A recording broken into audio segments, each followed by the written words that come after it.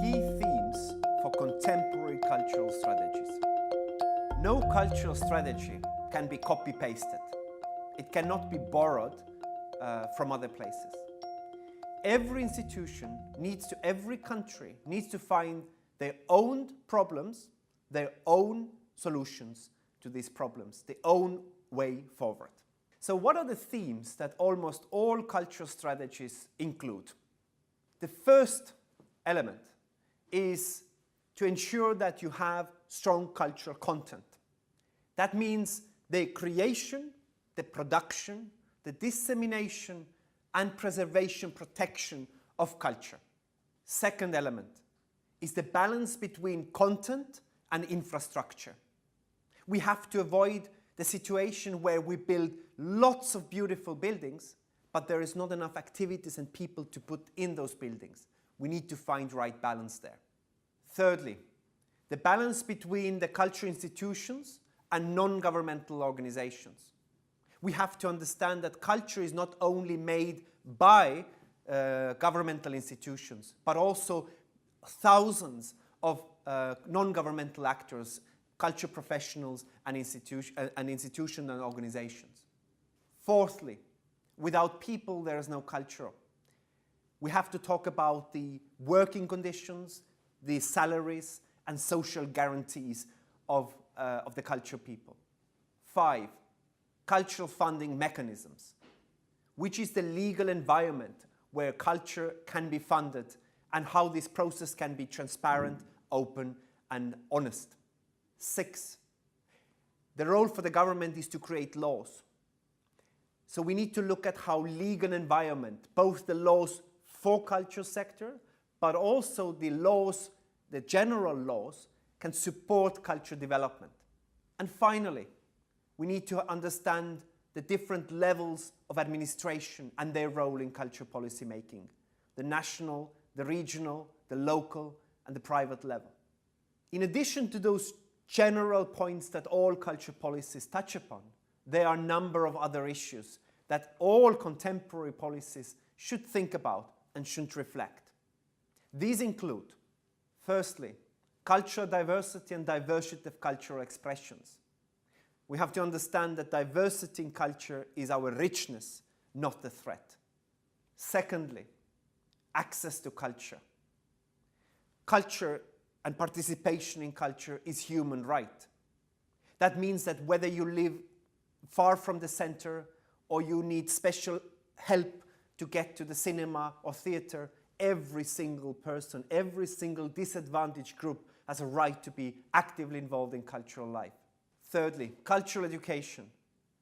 It means not only the kindergarten and the primary education where actually our children get the inspiration for being involved and engaged in culture, but also it means higher education, universities. It's preparing the future professionals for culture sector. Fourth, seeing culture and creativity as a source for economic development and growth, as a source for employment. Culture and creative industries can bring a positive impact on the tourism and local and regional development. So culture is not only needing money, it also generates wealth. Fifth, intellectual property rights. It means both on one side how to protect cultural creators from piracy, but on the other hand, in the times of technological change, how we can use and reuse culture content without breaking the intellectual property laws. 6, access to finance and diversifying the funding sources. Culture sector should not only think that the government money, the public grants, the subsidies is the only way of funding cultural life. There are many others, mecenes, the sponsorships, the private entrepreneurs, the loans, the credits, the tax schemes. So all of these areas should be looked very carefully. 7, mainstreaming culture.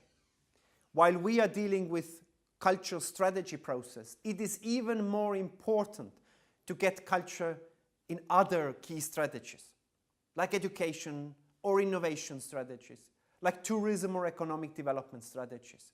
Culture should not be isolated to only culture department, but should be put in the heart of other national strategies. 8. Culture and urban regeneration, the quality of life and quality of living environment. Culture can change the way we live in our cities and in our neighborhoods. It can bring positive effect. It can make our cities more livable and more creative places. Next, naturally, in times of fast-changing technologies, digitizing culture and digitalization of cultural heritage and using new technologies within cultural sector is important issue to keep in mind. Culture cannot develop in empty space, in a closed pool. It needs contacts. So it's important to talk about cultural exchange, exports, internationalization, culture diplomacy. And finally, how question. How should culture policy be governed? It's about cultural governance, a good contemporary cultural governance. It's respecting the principle of transparency, good governance, accountability, openness and honesty, and anti-corruption.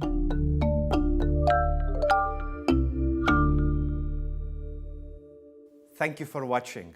I hope you found the course useful. And if you want to learn more about how to make culture strategies, then you can find more information below this video and the program's website. Thank you.